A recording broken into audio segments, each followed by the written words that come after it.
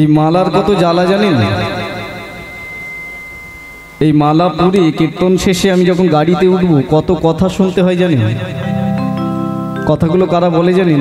এই ছেলেগুলো বলে, দাদা তুমি কীর্তনে বেশি টাকা নেবে, মোটা মালা পাবে, আমাদের কম টাকা দেবে, সরু মালাও দেবে, এটা কি ঠিক?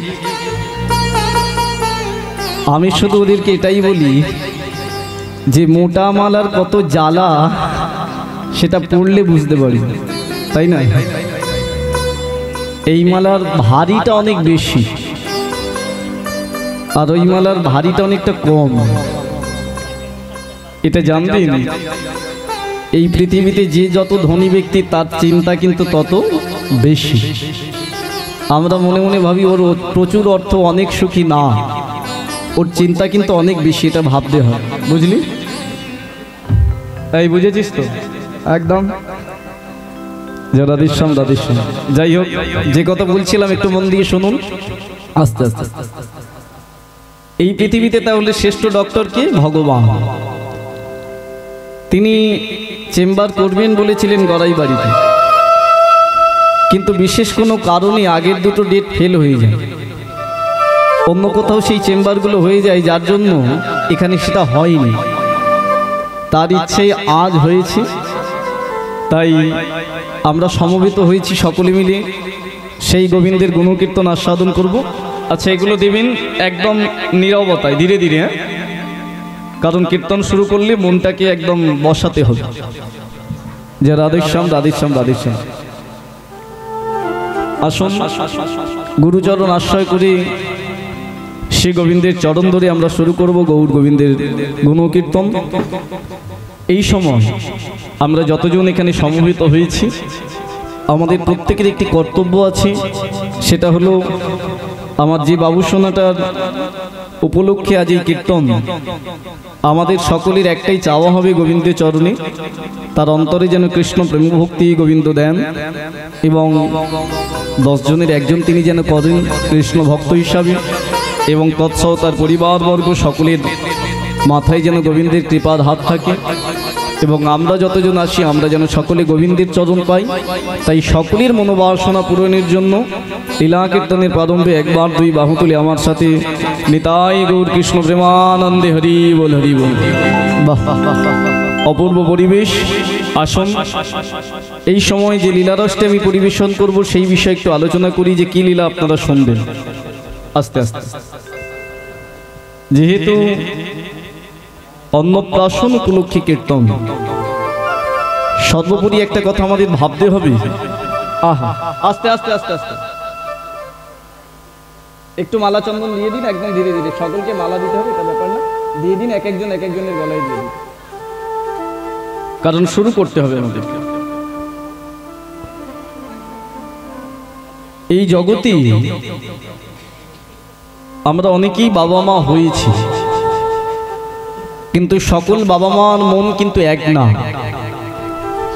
জগতে এমন অনেক বাবা মা আছে। আসুন, যে লীলারস আজ আমি পরিবেশন করব সেই বিষয়ে একটু আলোচনা করি, যে কি লীলা আপনারা শুনবেন। এই জগতে বাবা মা অনেক আছে, কিন্তু সকল বাবা মার মন কিন্তু এক না। এমন অনেক বাবা মা আছে যারা তার সন্তান জন্মের পর থেকে একজন ভালো শিক্ষক করতে চান, ডাক্তার করতে চান, উকিল করতে চান, ব্যারিস্টার করতে চান। আবার এমন অনেক বাবা মা আছে তার সন্তানকে তিনি কৃষ্ণ ভক্ত করাতে চান। এবার কথাটা হলো এটাই, আমরা যাই করাতে চাই না কেন, ভগবান তিনি যেটা করাবেন সেটাই হবে। সকলেই মাথা নাড়লেন, কিন্তু না, এটা ভগবানের উপর ছেড়ে দিলে হবে না। আপনি যদি জলটাকে জল বলা শেখান আপনার ছেলেকে, সে কোনোদিন জল ছাড়া তেল বলবে না। যতই ভগবান চেষ্টা করুক বলবে না, সে জলই বলবে। কারণ ভগবান আপনাকে তার বাবা মা তৈরি করে দিয়েছে আগে। এই জগতে একটা সন্তানের শ্রেষ্ঠ গুরু যিনি তিনি হলেন বাবা এবং মা। তাই এই সময় আমরা আস্বাদন করব দুজন ভক্তের কথা। খুব মন দিয়ে শুনবেন, দুজন ভক্তের কথা, একটা বাবা আর একটা মা। যে দুই ভক্ত একবার নয়, দুবার নয়, তিনবার তারা ভগবানকে পুত্ররূপে লাভ করেছিল। ভগবানের মতো পুত্রকে তারা পেয়েছিল এবং ভগবানকে সন্তান রূপে পাওয়ার জন্য তাদের জীবনটা কারাগারের মধ্যে দীর্ঘদিন অতিবাহিত হয়েছিল। কেমন বাবা মা হলে ভগবানের মতো সন্তান পাওয়া যায়, আজ আমরা শুনবো সেই দুইজনের কথা। সেই দুইজন আর অন্য কেউ নয়, তাদের সম্বন্ধে আপনারা অধ্যয়ন করেছেন, তাদের সম্বন্ধে অনেকে জানেন। এই দুইজন হলেন দাপর যুগে ভগবান শ্রীকৃষ্ণের জন্মদাতা পিতামাতা। একজনের নাম হলো বসুদেব আর একজনের নাম হলো দেবকী। যে দেবকী সম্পর্কে কংসের বোন ছিলেন। এই যে শুনতে হবে, কংসের বোন ছিলেন দেবকী, যে ভগবানকে অষ্টম গর্ভে লাভ করেছিলেন। আর এই অষ্টম গর্ভে ভগবান আসার আগে 7টা গর্ভ হয়েছিল। 7টা গর্ভের মধ্যে 6টা পুত্রকে অকালে মৃত্যুগ্রহণ করতে হয়েছিল। তাই এই সময় আমরা অনেক অজানা তত্ত্ব আমরা এই লীলার মধ্যে জানতে পারবো।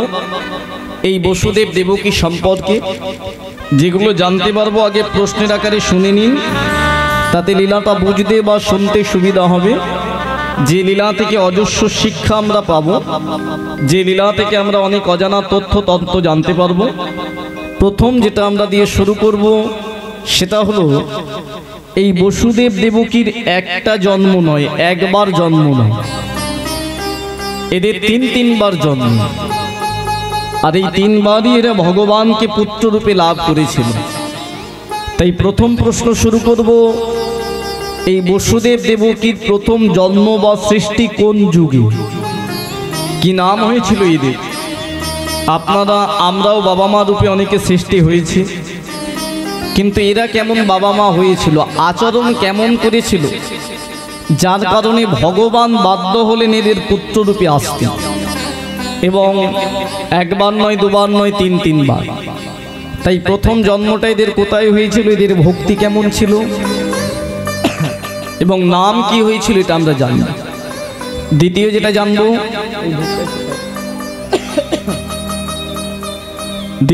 জানবো, এদের দ্বিতীয় জন্মটাই বা কোথায় হয়েছিল, দ্বিতীয় জন্মেই বা কি নাম হলো, আর ভগবান যে পুত্ররূপে এলেন ভগবানের বা দ্বিতীয় জন্মে কি নাম হয়েছিল, এটা আমরা দ্বিতীয় প্রশ্নরূপে জানব। তৃতীয় যেটা জানব, আমরা সকলেই জানি কংসের কারাগারে ভগবান শ্রীকৃষ্ণ ভাদ্র মাসে কৃষ্ণ অষ্টমী তিথিতে দেবকীর অষ্টম গর্ভে এসেছিলেন। এখানে অনেকগুলো অজানা তথ্য আছে। প্রথমত, যিনি ভগবান, এই জগতে যদি আমরা আমাদের বাবা মাকে কষ্ট দিই, যন্ত্রণা দিই, পীড়ন করি বা বৃদ্ধাশ্রমে রেখে আসি, সমাজ কিন্তু আমাদেরকে বলবে আমরা খুব বাজে ছিলাম, খারাপ ছিল। কিন্তু একবার ভেবে দেখুন তো, যে ভগবান যাদের দুজনকে বাবা মা রূপে বেছে নিলেন, তাদের জীবনের অর্ধেক অংশটা কেটে গেল কংসের কারাগার, তাই না? কেন? অর্থাৎ ভগবানের বাবা মা হয়ে দেবকী বসুদেবকে কেন কারাগারের যন্ত্রণা ভোগ করতে হলো, এর কারণটা কিছু, এটা আমরা জানতে পারবো এই লীলা থেকে। এরপরে যেটা জানবো, যিনি ভগবান তিনি তো মনে করলে কোনো রাজ অট্টালিকা, রাজ সিংহাসন বেছে নিতে পারতেন, জন্মগ্রহণের জন্য একটা বিশাল বাড়ি বেছে নিতে পারতেন। কিন্তু দেখা গেল তার জন্মটা হলো একটা অন্ধকার কারাগার। কেন এই কারাগারটাকে ভগবান বেছে নিয়েছিলেন, কেন সেটা আমরা জানতে পারবো এই লীলা থেকে। এরপরে যেটা জানতে পারবো, ভগবান তিনি এলেন কংসকে বধ করার জন্য। আমরা গ্রন্থে পড়েছি তাহলে কংস বধই যদি তার ইচ্ছে হবে, তিনি তো দেবকীর প্রথম গর্ভেই চলে আসতে পারতেন, কেন অষ্টম গর্ভে এলেন? এই অষ্টম গর্ভে আসার কারণটা কি? একই মাতৃগর্ভে, আমার মায়ের গর্ভে আমার আগে যদি কোনো পুত্র সন্তান জন্মগ্রহণ করে, সে কিন্তু সম্পর্কে আমার হবে কি হবে বলুন? দাদা। তাহলে ভগবানের কতগুলো দাদা ছিল? 7টা। যে গর্ভে কৃষ্ণ জন্মগ্রহণ করলো সেই গর্ভেই আগে 7টা পুত্র জন্মগ্রহণ করলো, কিন্তু প্রত্যেকের অর্থাৎ সপ্তম গর্ভ বাদ দিয়ে 6 জনের অকাল মৃত্যু হলো, তাই না? কারণটা কি? ভগবানের দাদা হয়ে কেন এদের অকালে মরতে হলো কংসের হাতে?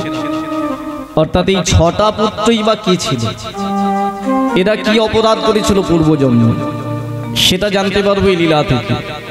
এছাড়া কিছু নীতিকথা, তত্ত্বকথা, মহাভারতের কথা আমরা জানবো। এবং সর্বোপরি যে বিষয়টা আজকে আমরা জানাবো, কেমন বাবা মা হলে মৃত পুত্রকেও ফিরে পাওয়া যায়, সেটা দেখিয়েছিল বসুদেব এবং দেবকী। যে 6টা পুত্র মারা গিয়েছিল কংসের হাতে, এই 6টা পুত্র পুনরায় আবার জীবিত হয়েছিল বসুদেব দেবকীর এক যজ্ঞের দ্বারা। কি সেই যজ্ঞ, সেটা আমরা জানতে পারবো এই লীলা থেকে। তাই এই সময় আমাদের লীলার বিষয়বস্তু হলো বসুদেব দেবকীর পুত্র উৎসব।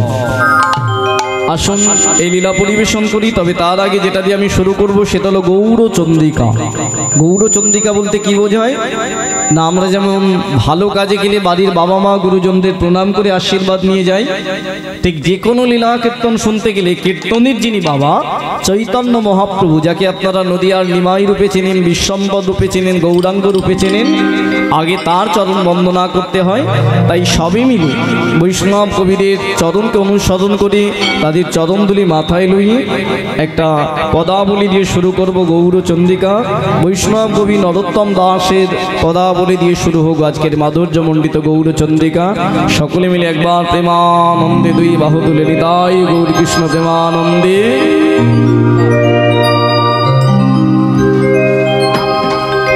গৌরাঙ্গ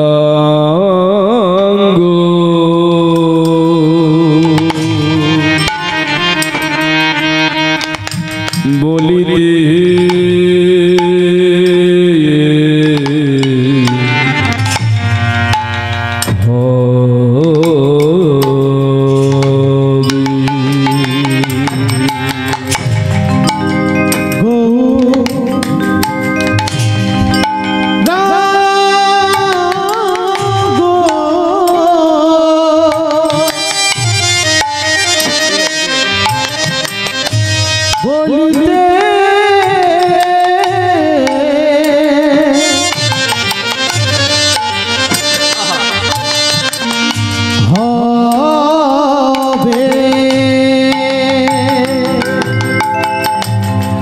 আমাদের পুলক পুলক পুলক শরীর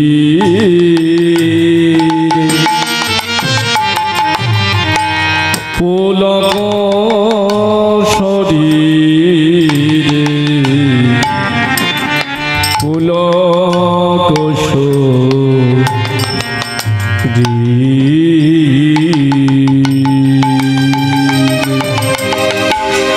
গৌরা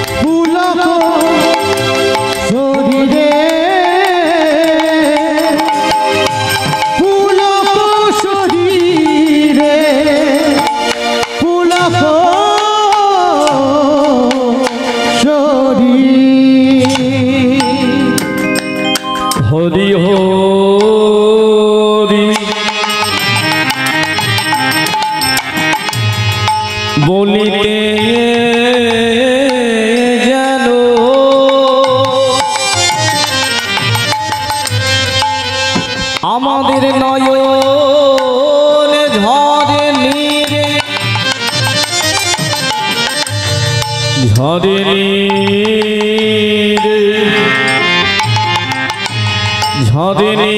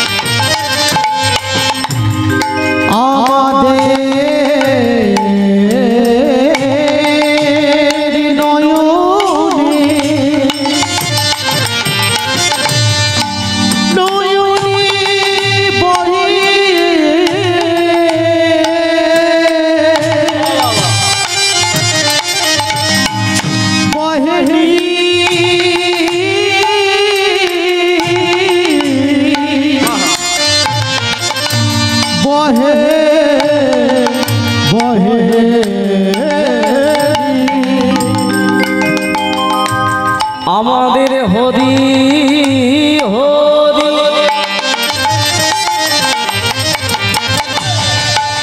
বলিতে যেন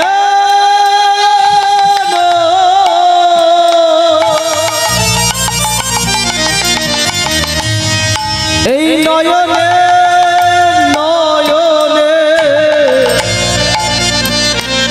বহে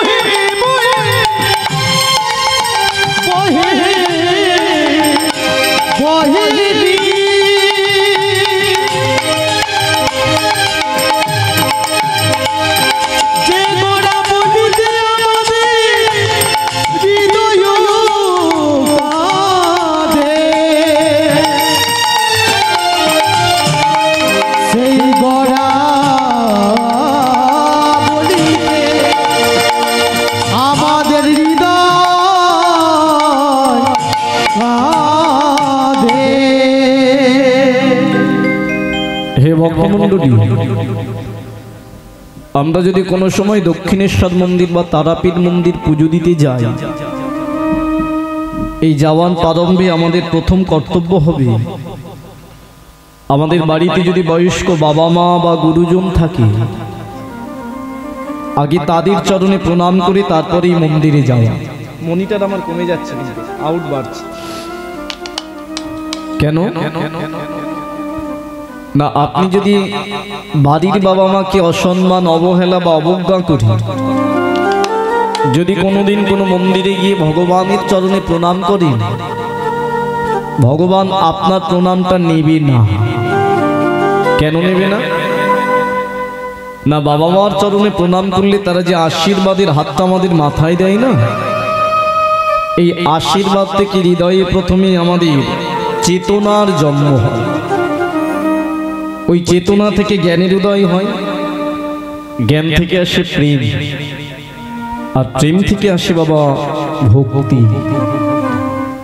একবার যদি ভক্তিযুক্ত হৃদয়টা বাড়ি থেকে তৈরি করি, এই বিশ্বের যে কোনো মন্দিরে গিয়ে ভগবানের চরণে আপনি প্রণাম করুন, ভগবান প্রণামটা নেবেন।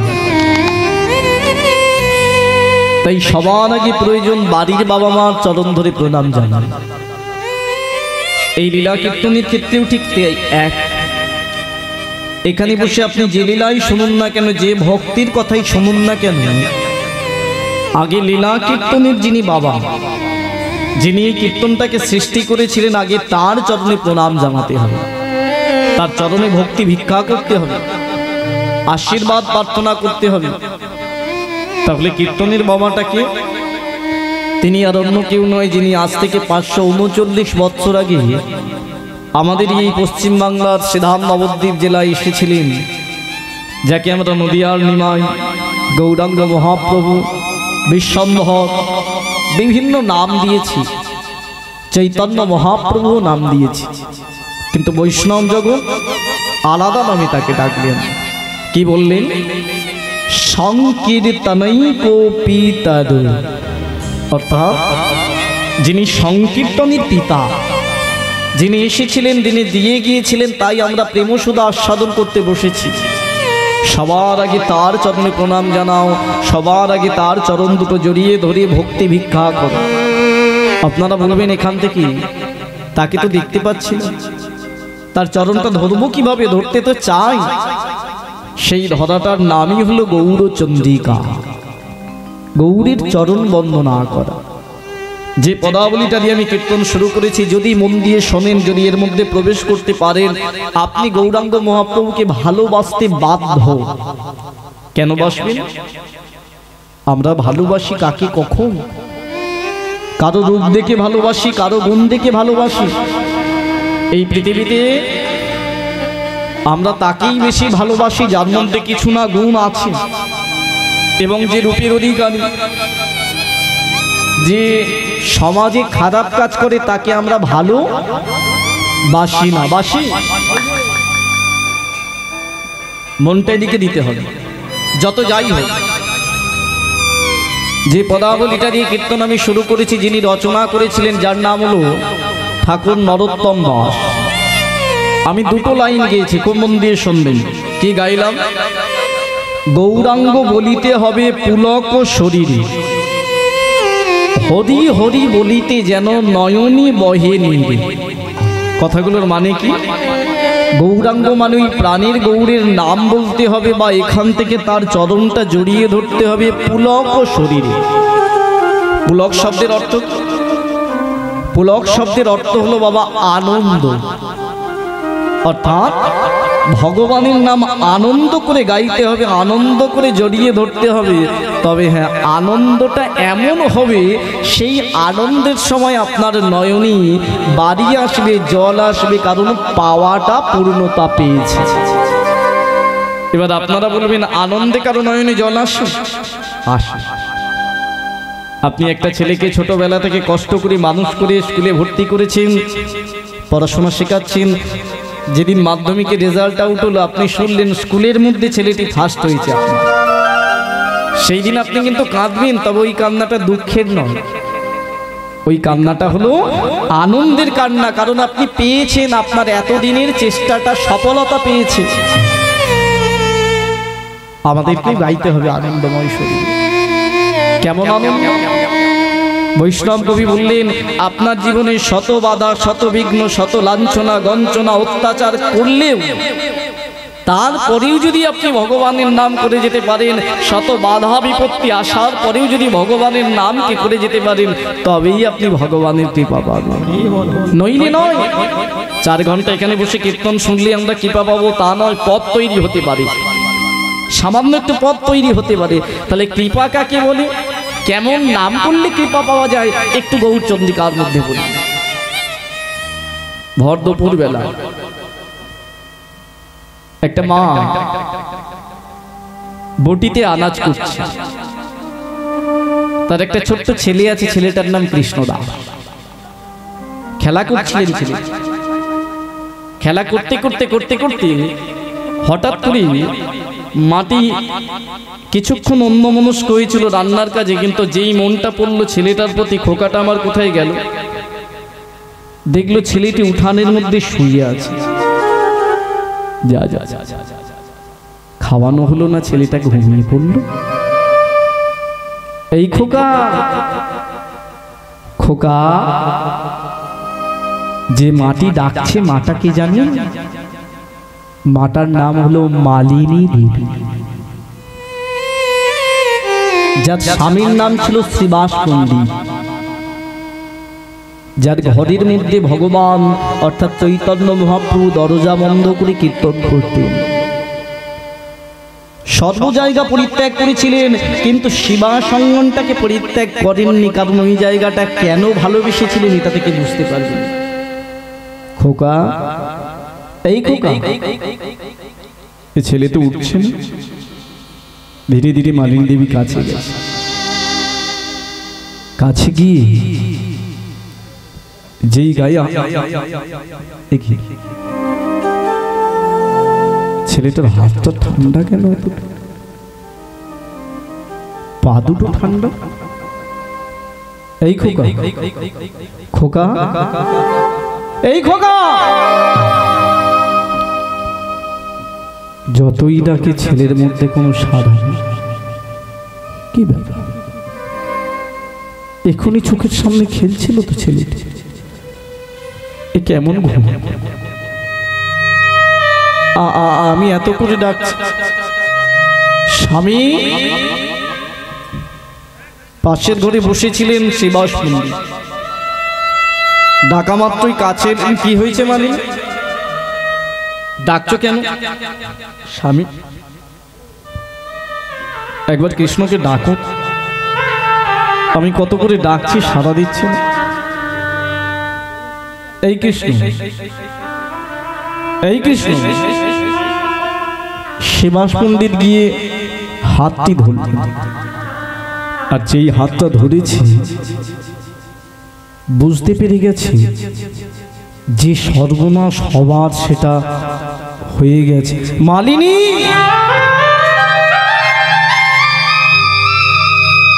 কি হয়েছে স্বামী?